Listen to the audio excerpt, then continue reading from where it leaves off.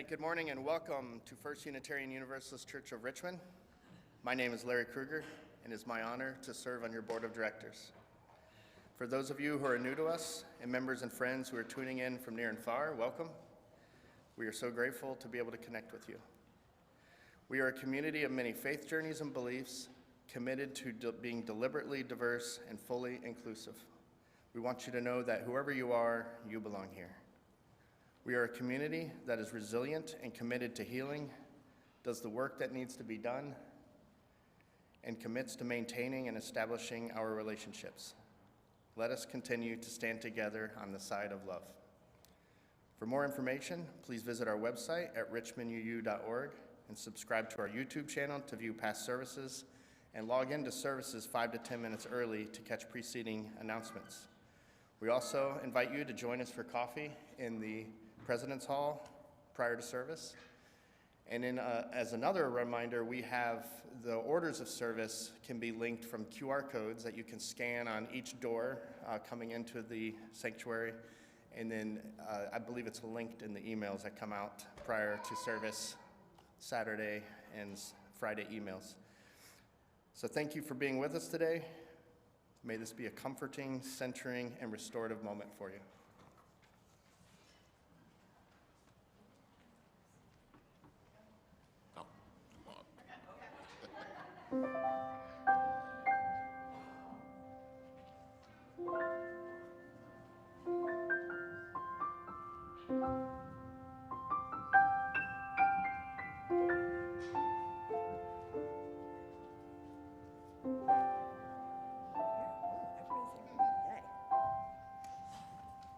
Good morning.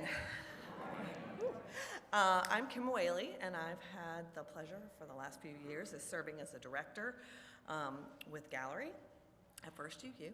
And here are all the other, well, not all, almost all of our other directors. Also make note of Howard Fabry, who's not here this morning. We have Beth Mixovic, Robin Pratt. Our newest director is Rachel Lawrence, Ginger Clark, Laura Hastings, and Miriam Daughtry. First thing I'd like to say is that we also have a large board of co-chairs. If we have any co-chairs here today, would you mind just waving your hand? Yes, thank you.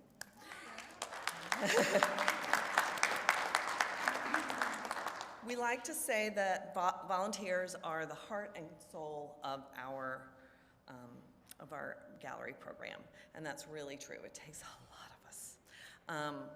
There were nearly like 350, we don't have our slide. There's our slide, 362 volunteer shifts. Many of you and many of our volunteers worked more than one shift this year to help us out, especially with a lot of people being uncomfortable volunteering this year, but it takes a lot of hands. So we thank you all for the time that you've put in. One reason that Gallery is so important to me is that over 55 years ago, Gallery started because people in this community had a heart for artists. There's a reason why we talk about starving artists. And we appreciate and know that there is an innate spirituality involved in creating and living a creative life. So I am thrilled this year that after a 2-year absence, we were able to donate $12,428 to the church.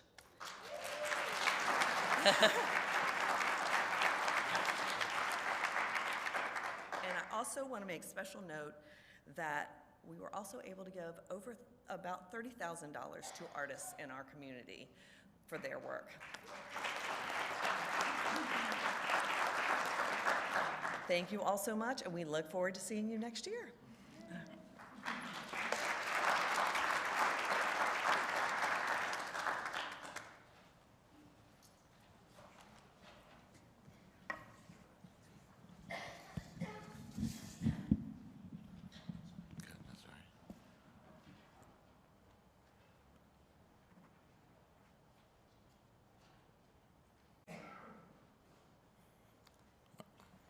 I'd like to thank the chairs of galleries and the volunteers for an outstanding job this year. But I think you all forgot one thing. Where the big check? I was looking for that big check this morning. Okay. Good morning, everybody. I am the Reverend Sherman Z. Logan, Jr., and I have the honor and privilege to serve in this wonderful congregation as its senior minister. Thank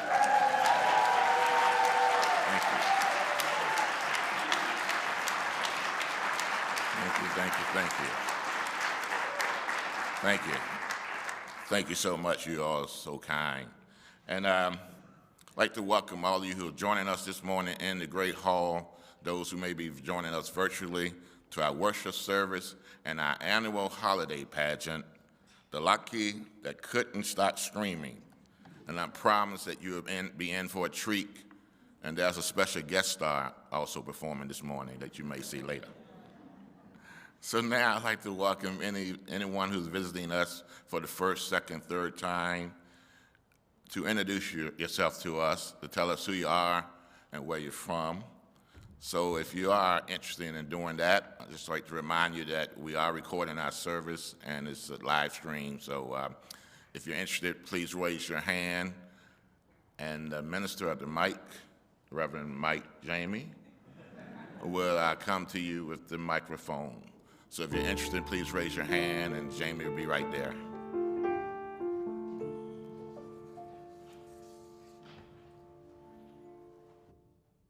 Good morning, ladies, gentlemen. My name is Yasmin Fein. I am Turkish American, and I was born in Tarsus, and Tarsus name in Bible. And I retired from federal government as a contracting officer. My boyfriend, his name is Charles Fosterning. He serves as a general service, a federal government as well. So I actually was a member of Unitarian Universalist in Portland, Oregon, many a year ago. Very good. And my parents. And so I have a feeling about you people and your inclusivity that I admire. Thank you. Thank you and welcome.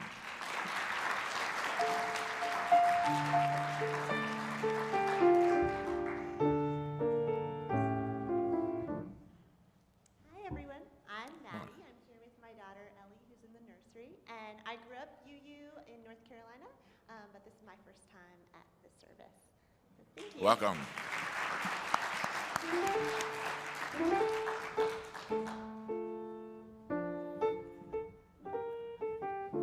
Okay. I don't see any other hands are up. Oh, there's one back there. Jamie, right there.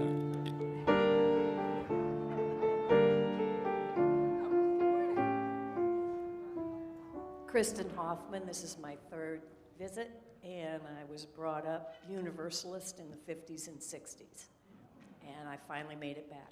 Welcome back.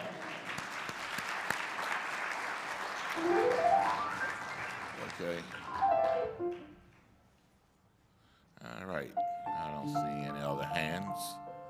So to the visitors, thank you so much for joining us this morning. We are so glad that you are here. So now, as you're comfortable, please rise and greet your neighbors and welcome our visitors.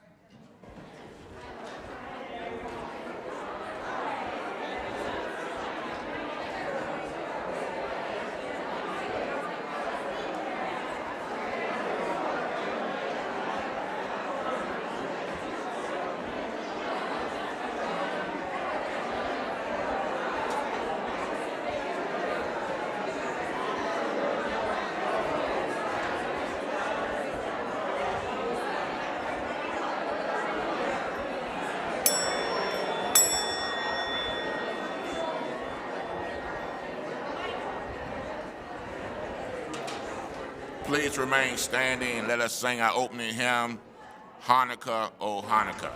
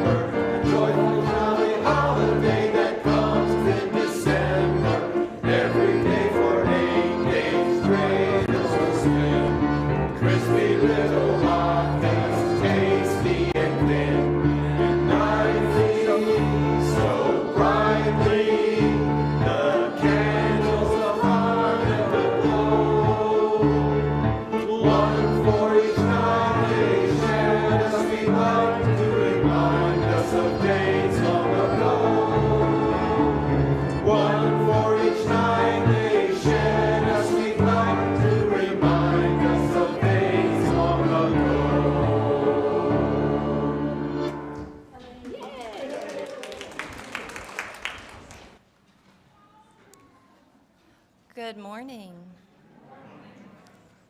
My name is Leanne Luskin. I use she, her pronouns. I have the honor and delight of serving the children and youth and families of this wonderful congregation.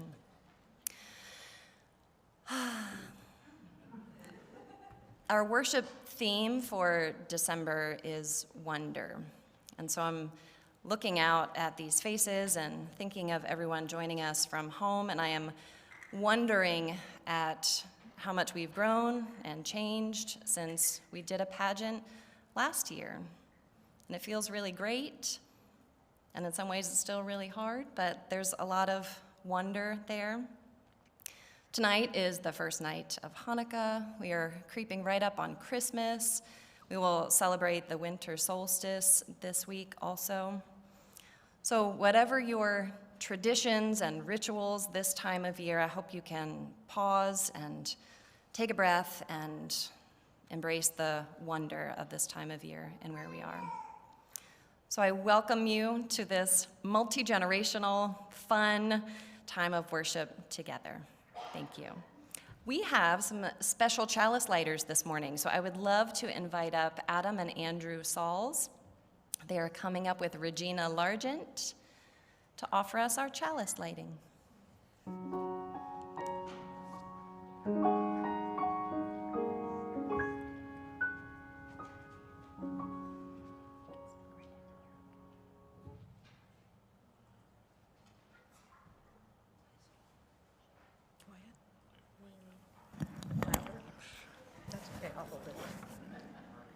We light this chalice as a symbol of our free faith. We light this chalice to remember the miracle of the oil that burned for 8 days. We light this chalice to mark the nights of midwinter. We light this chalice as we wait for the sun to return.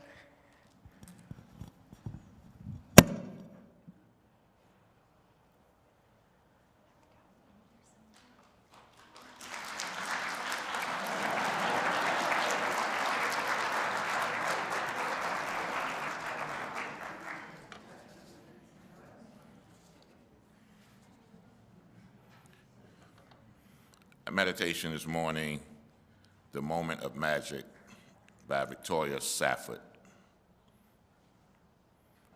Now is the moment of magic, when the whole round earth turns again towards the sun.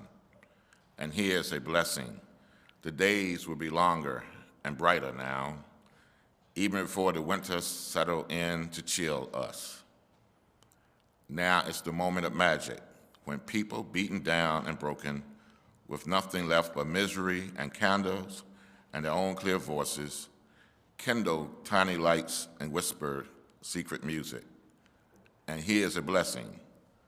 The dark universe is suddenly illuminated by the lights of the menorah, suddenly ablaze by the light of the kinara, and the whole world is glad and loud with winter singing. Now the moment of magic, when an eastern star beckoned the ignorant towards the unknown goal, and here's a blessing. They find nothing in the end but an ordinary baby, born at midnight, born in poverty, and the baby cry like bells ringing. Makes people wonder as they wander through their lives what human love might really look like, sound like, feel like. Now's a moment of magic, and here's a blessing. We already possess all the gifts we need. We already receive our presents, ears to hear music, eyes to behold lights, hands to build true peace on earth, and to hold each other in tight love.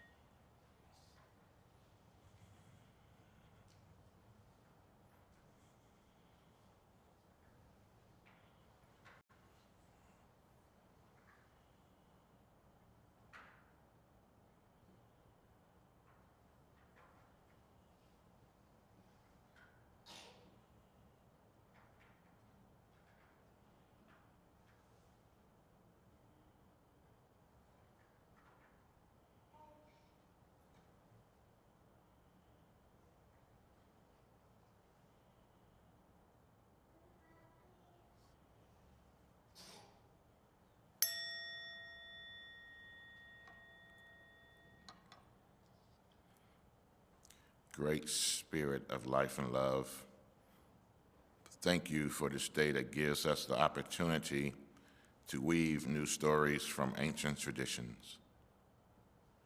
We bring prayers of longing into a future for a world healed from injustice, for gun violence to cease, for war to find resolutions, for hearts to sing only peace.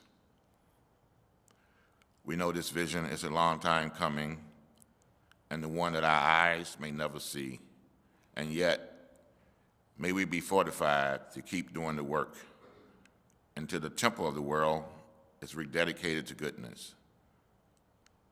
May the Hanukkah lights lit in Jewish homes later this evening remind us of the important work of resistance and strengthen our spirits to remain committed to justice so that the people of the future can light the lamps of tomorrow in our memory.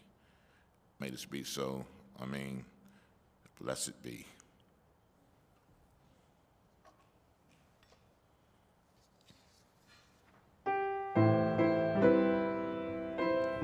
Please, it's loud, sorry. Please, your hymn books should be with there.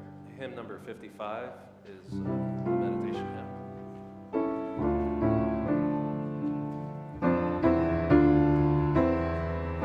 Remain seated.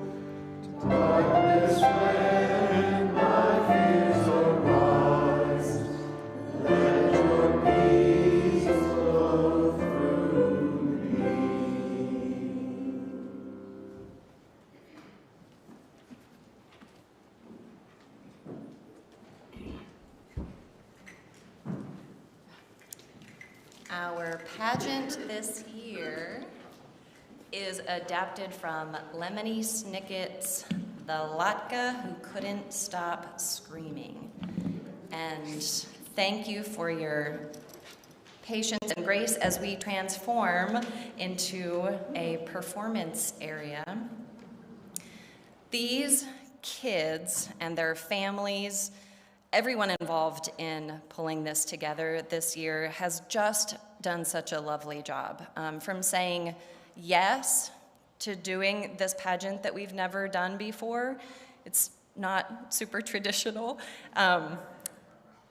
People have been so flexible because of illness. Everyone's still dealing with that. So we've had a lot of fun, and I can't say enough good things about Dave Robbins and Jamie and all of the kids who can now take their places.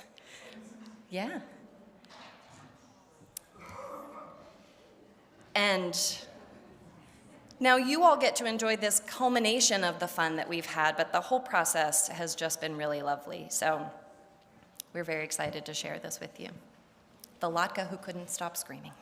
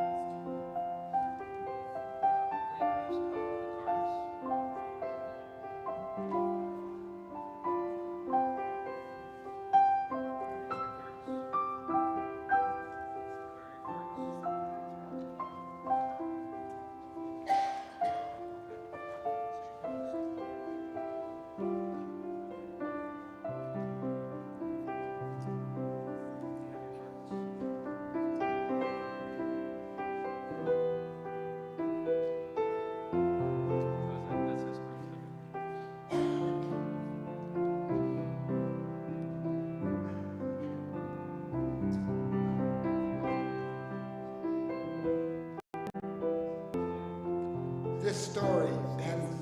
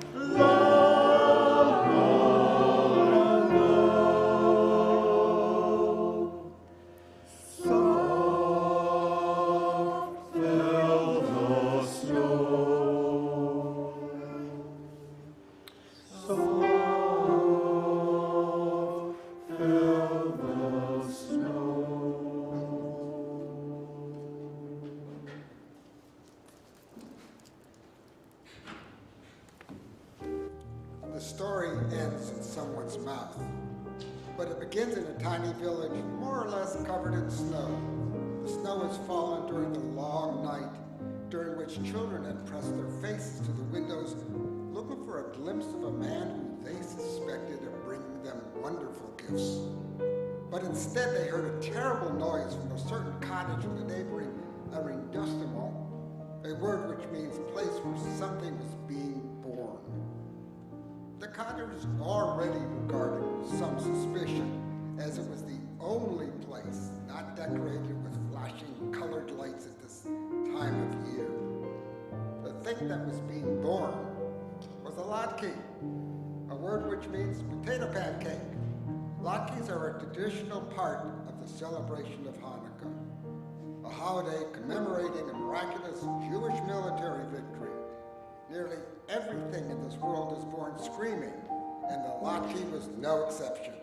Even the latke wasn't conceived and born the way you and I were conceived and born, but instead was fashioned from grated potatoes, chopped onions, beaten eggs, and a dash or two of salt. Once these ingredients were properly mixed, the latke was slapped into a pan full of olive oil, heated to a very high temperature, and this is when it began to scream.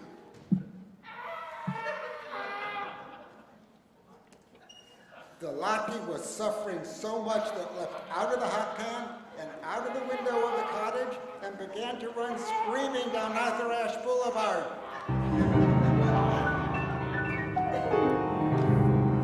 This may seem like unusual behavior for a potato pancake. This is a Christmas story in which things tend to happen that would never occur in real life. The latke passed a row of flashing colored lights which hung from the rain gutters of less suspicious cottages. What's all the ruckus? We're the ones who are supposed to be dominating the neighborhood with our cheerful glow. I was just thrown into a pan of boiling oil. Can you believe it? Yes, we can't imagine why. Because I'm a latke. The olive oil reminds us of the oil used to rededicate the temple following the defeat of Antiochus at the hands of the Maccabees. The oil was only supposed to last for one night, but there was a miracle, and it lasted for 8. Plus, frying makes my skin crispy and brown. So you're basically hash browns? Maybe you should be served alongside a Christmas ham. I am not hash browns. I'm something completely different.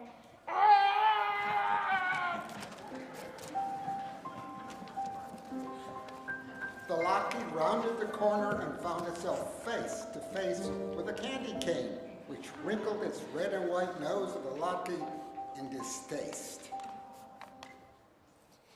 I'm trying to sprinkle the night air with my peppermint scent. Your mouth-watering smell, not to mention all that yelping, is spoiling the effect. My mouth-watering smell is part of the cozy feeling of Hanukkah. It reminds us that things are better now than they were in 175 BCE, when my people were not allowed to practice their religion. In order to study the Talmud, they had to hide out in caves. And when they heard Greek soldiers approach, they pretended they were gambling with a small spinning top called a dreidel. Sort of like Joseph and Mary hiding out in the manger. Someone should write a Christmas carol about you.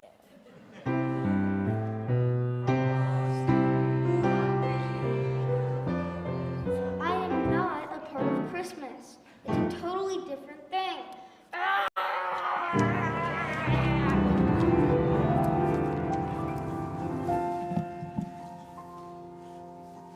The screams of the latke grew quieter and quieter as the pancake ran out of the village into the surrounding forest.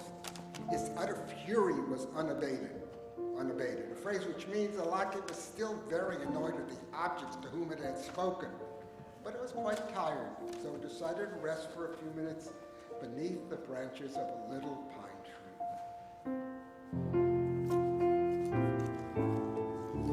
The pine tree was napping, but woke up at the sound of an object plopping down at its feet. Are you a present? Presents are pretty much the only thing allowed to sit beneath me this time of year.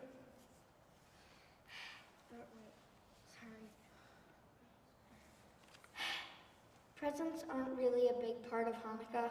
There's nothing wrong with giving gifts to loved ones, of course, but it's more important to light the candles for 8 consecutive nights to commemorate the miracle in the temple and the miracle of victory even when you are thoroughly outnumbered. So you shouldn't give up hope. Plus, Santa Claus. Santa Claus has nothing to do with it. Christmas and Hanukkah are completely different things. But different themes can often blend together. Let me tell you a funny story about pagan rituals. What was that?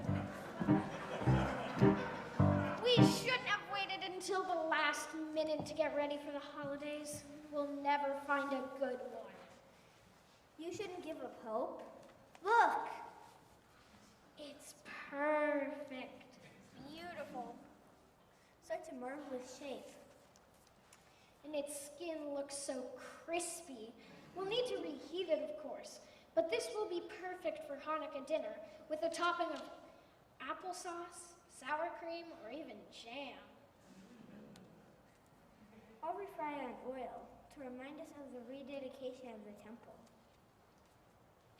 And the triumph of the Maccabees over Antiochus. After hiding in caves all that time. What was I thinking bringing this axe?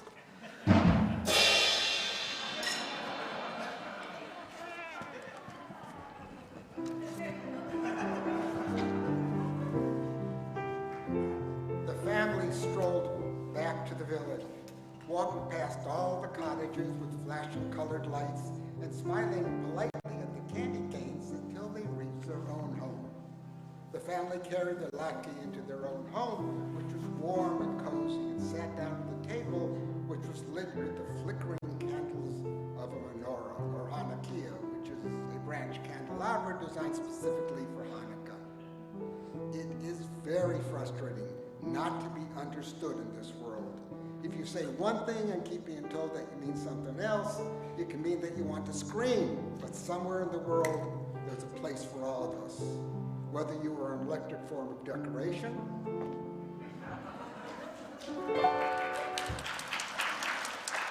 peppermint scented sweet, a source of timber, or a potato pancake.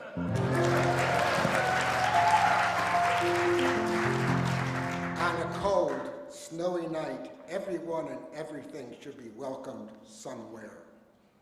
And the lackey was welcomed into a home full of people who understood what a lackey is and how it fits into this particular holiday. And then they ate it.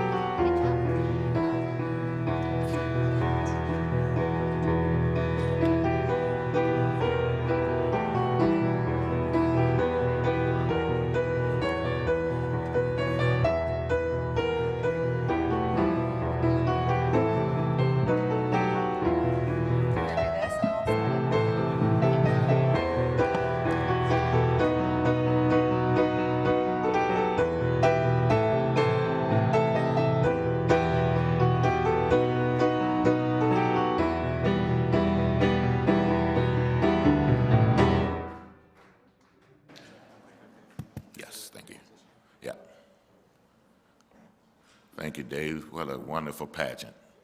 Great job.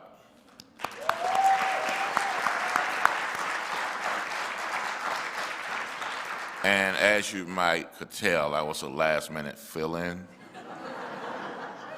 I don't have my union card yet, so I guess they may ask me to do it next year. The reading this morning, A Spiritual Holiday Season, by David Chesney Cantor. Christmas and Hanukkah, once upon a time, were about struggle, hope, and freedom. Both stories are exile stories, pointing out how even a glimmer of light can provide a lasting hope for all the triumphs of all that is good. While we haven't altogether lost these themes in modern interpretation, we have handed over a large portion of the narrative to the big box stores and advertisers bidding us a happy holiday. These accounts ask us to confront the evil of greed and the misuse of power and see in the human efforts a desire for peace and justice. A sad American reality is that we have turned them into a commercial bonanza and hyped up reason to shop. This loss eats at the self-work for those who struggle to meet ends, and it corrodes our genetically ingrained shared values that is what is good for all is good for each. And it cheapens the holiday season itself. So what do we do about this? One answer is to study the stories more carefully and more fully with our families to see what is new in them for us. Another might be to confront the desire to have more things instead of cultivating a desire to do more good in communities and the world. Each year at this time, catalogs build up on my kitchen counters that suggest I give gifts of service to those who can't afford them, like eyes, exams, done in a remote part of the world for people who have little or no money, not to mention health care. They asked me to purchase a chicken or a goat for someone who would learn to farm locally on a human scale for their village in Peru or Haiti. These gifts, along with many local products that I can find, will be at the top of my holiday shopping list this year because they challenge the fundamental problem of wanting more and consuming more than we will ever need.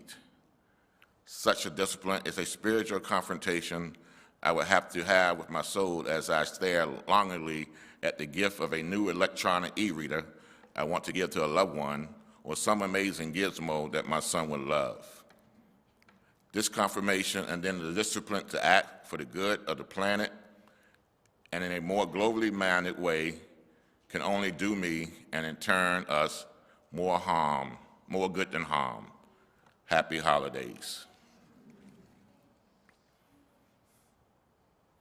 As we celebrate this holiday season, let's remember that there are some members in our community who are struggling with challenges of life and may be facing financial difficulties. The Minister's Discretionary Fund is available to provide confidential financial aid for those who need emergency assistance. So I ask that you please give generously to the Minister's Discretionary Fund. And if you look at the projection screen, you'll see ways to give. If you prefer to give in person, the ushers are now past the basket. An offering will now be taken and most graciously received.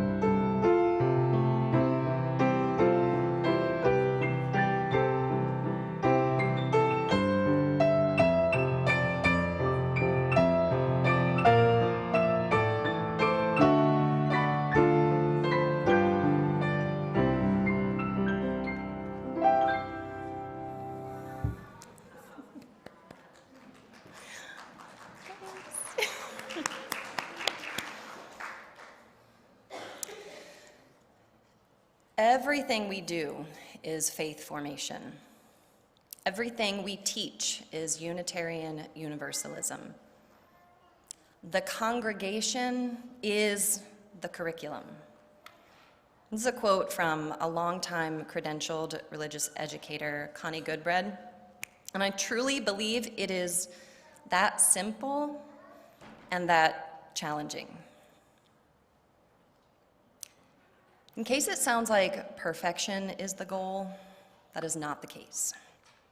What we're striving for is connection, honoring our full humanity, making space for different experiences and perspectives, different holidays, decentering dominant culture narratives, expecting that children and grown-ups, all of us, will make mistakes because we're human. And if everything we do is faith formation, then we get to practice accountability, forgiveness, flexibility, and growth. What we say is important, whether that's from the pulpit up here or in the classrooms downstairs with the children. What we tell them about Unitarian Universalism is very important. But what we do, how we treat our young people and our families, that's when it goes from being a lesson or a sermon and becomes part of who we are. I don't know if anyone has noticed, but things are really, really hard for a lot of families with children still at home. Things are hard for the parents and caretakers. Things are hard for the kids. Half of the people I know are sick right now. There's so much uncertainty and so many challenges about day-to-day activities, finances, climate change, political unrest, name it. And speaking as a parent, sometimes it's really tough to know just what kind of future we're trying to prepare these kids for. Not despair tries to creep in, it does. And when it tries, I think of this church and this community where people choose, no one has to be here, people choose to come here and build a faith community together in whatever ways that we can. And we do our very best at practicing being human with each other. Which doesn't mean that we're perfect or that we never make mistakes, but we show up. We share our resources and our time. We practice flexibility.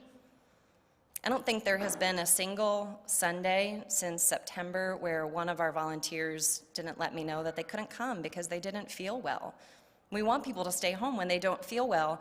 And out of all of those times, not once were we like, oh, well, I guess we can't do what we wanted today because we don't have enough volunteers. Someone always cheerfully steps in and we make it work every time.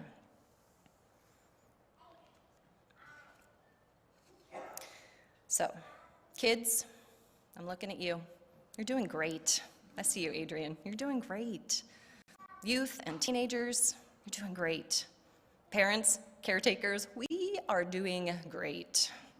All of you who don't have your own children at home, but you're support people, for those who do, thank you, and you're doing great.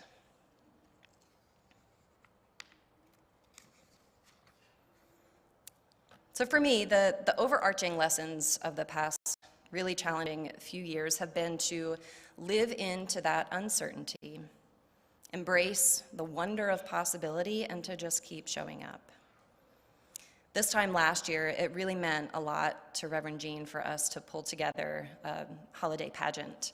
We weren't even really back together in person, but we really wanted to make that happen. And we did. I don't know how many of you were here or saw our winter solstice pageant, but it was great. I had a conversation with Pat Vaughn, who is our church archivist.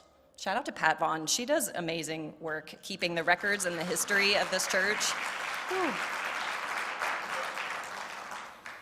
And she shared with me that 100 years ago, literally like 100 years ago, when the church was still in the Floyd Harrison building. They were doing some major renovations, and so they moved to the Colonial Theater on Broad Street, which isn't there anymore. But a lot like we did at John B. Carey, they held their services at Colonial Theater. And so they did a huge Christmas of the Nativity pageant, and they had over 100 volunteers in this huge theater. And it became a tradition for years, and people wanted to go so badly, they would line up down the block to go to this holiday pageant. That those are our people that put on this huge pageant for hundreds of people. And I don't know what happened to that tradition, and I am not advocating that we bring it back. We are still in a less is more place. But I think about that church of 100 years ago, and I wonder if they could have imagined us with our screaming latkes and multi-platform services. People can worship at home in their pajamas. So we can't even begin to imagine the future and the possibility of this congregation. So I embrace the uncertainty. I wonder at the possibility, and I really look forward to all the ways that we keep showing up for each other. We stay grounded in our shared values and principles, and we keep supporting and learning from the young people in our congregation. Because they are the future of our faith. You hear that a lot. They're also the right now of our faith. These kids did so great today. We have so much to learn from these kids. And the keep showing up, the making mistakes, the imperfection, the accountability, the forgiveness, the growth, that's Unitarian Universalism. And this congregation is the curriculum for all of us, no matter our age. So thank you to every single person who helped keep the tradition of our holiday pageant alive this year. Thank you to all the kids and families and volunteers who are keeping the Flame program alive. And thank you all for continuing to show up in all the ways that you can. Thank you.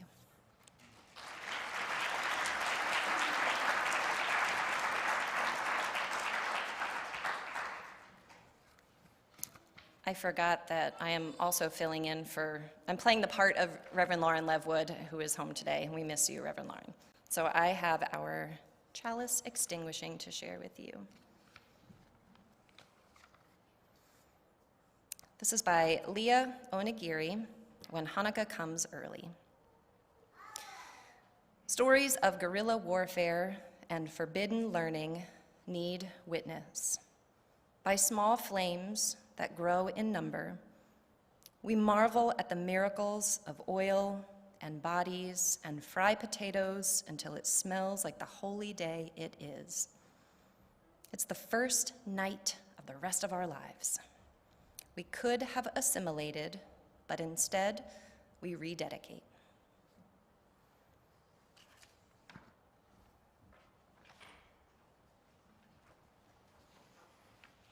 Thank you, Leanne. Before I give the benediction, I want to make a few announcements. On next Saturday, December 24th, will be our Christmas Eve service, Lessons and Carols at 5:30 p.m. And afterwards, we invite you to stay for hot cocoa and sweets.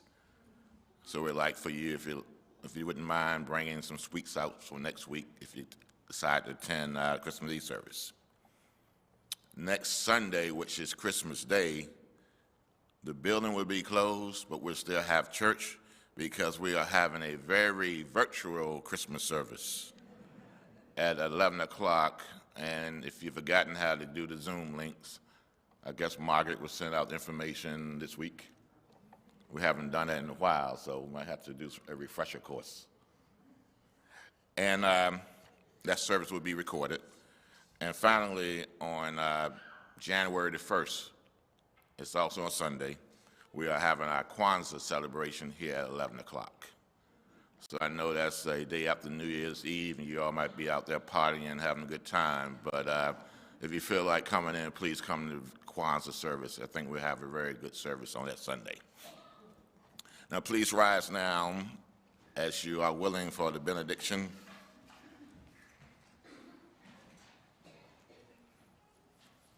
And these are the words from Kenneth Pfeiffer. May the love of the season be with you through all the days of the years and give you strength and courage and faith. May the peace of the season be ever in you and bring you comfort and hope. May the light of the season shine in your heart and bring you happiness and laughter. And may the joy that is in you be shared with others. Go out now knowing that you're blessed. Go in peace, and let us sing our opening hymn, 221, Light One Candle.